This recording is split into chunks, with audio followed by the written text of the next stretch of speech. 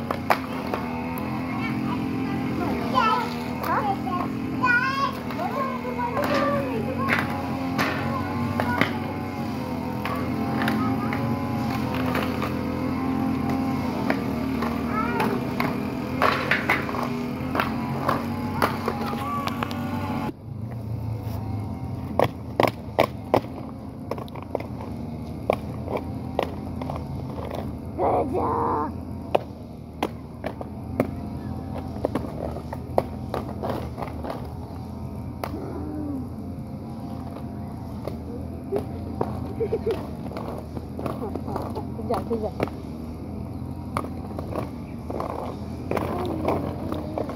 Titik.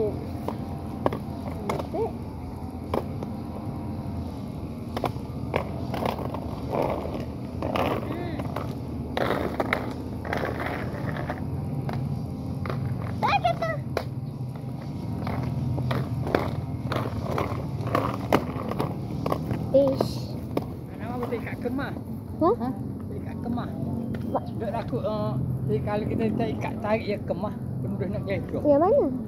Dan tarik je boleh tarik tu. Kalau nak berhenti nak duduk gini. Kalau nak duduk caca nak duduk gini. Baru kita itu. Oh. Kalau kita duduk gini nak nyembel ke belakang. Kalau kita kaki nak duduk gini. Malu mama balik dah. Duduk gini tak apa lah. Kenapa? Apa masalah ni? Nafisa. Alah, Nafisa bukan nak main ni. Tarik dulu. Baik je kelai kemah. Yang ni lah? Ya payah kelecok sikit. Macam mana nak buka? Tarik dulu. Dia boleh kemah je ni. Kalau tak kemah je. Titik.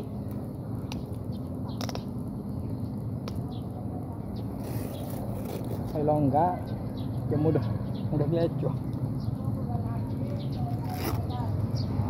Ni tak apa lah.